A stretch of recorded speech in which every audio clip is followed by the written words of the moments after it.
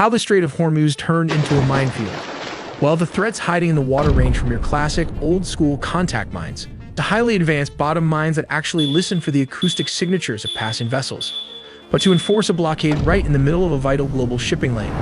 The IRGC is basically rolling the clock back to World War II attack boats. They're dropping massive anti-ship mines to create a dead zone blockade. So, how do you fight a weapon you can't even see? Well, if you're US Central Command, you don't fight them in the water at all. You use preemptive strikes. The tactical play here is to take out the mine-laying ships while they're sitting ducks at the dock and completely level the factories storing the munitions. Just look at this battle footage. Here are the mine-laying vessels getting hit by Hellfire missiles long before they ever get the chance to pose a threat. This is Strait of Hormuz. It's a massive global choke point, handling roughly 20% of the world's daily oil supply.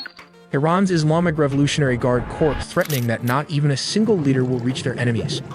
But how do you actually pull that off, especially when your navy has just lost more than 50 of its prized warships? The answer is simple. You go old school. You bring back World War II-style tactics. Enter the Mosquito Fleet. Instead of relying on massive, easy-to-target destroyers, the IRGC Navy uses a swarm of fast inshore attack craft. We're talking about incredibly quick, small fiberglass boats, classes like the Ashura, the Turek, and heavily modified Bog Hammer speedboats. But how do these speedboat attack US warship? The Islamic Revolutionary Guard Corps Navy operates hundreds of small, fast attack craft armed with heavy machine guns, rockets, and anti-ship missiles.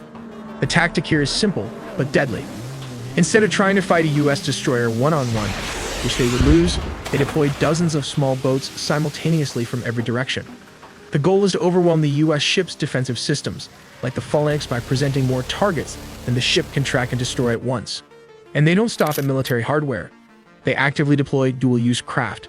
To the untrained eye, these look like everyday fishing dhows or commercial trawlers, but underneath, they're secretly outfitted for covered military ops. So how exactly do these tiny boats deploy heavy naval mines? Since they are dedicated, large-scale mine layers, you won't find any high-tech, automated track systems here. Their methods are incredibly low-tech, but in a tight bottleneck like the Strait of Hormuz, they are lethally effective. It usually comes down to the stern drop method. The mines are simply strapped to the back deck of a small boat. Once they get their target coordinates, the crew literally just rolls or pushes these massive explosives right off the stern and into the water. Some of the slightly larger boats might have basic metal rails to help slide them off, but really that's about it. This bare-bones setup is absolutely perfect for hit-and-run tactics. The whole strategy relies on speed and stealth. A small speedboat can dart right into the busy shipping lanes, hide under the cover of darkness, or just blend in with regular civilian traffic. They drop 2 or 3 mines in a matter of seconds and then floor it back to the safety of the Iranian coastline, long before heavy US warships can even get a lock on them. And the weapons themselves. These little boats are tapping into an estimated Iranian stockpile of anywhere from 2,000 to 6,000 devices. They drop everything from simple contact mines, which float near the surface and explode on impact, to advanced bottom mines.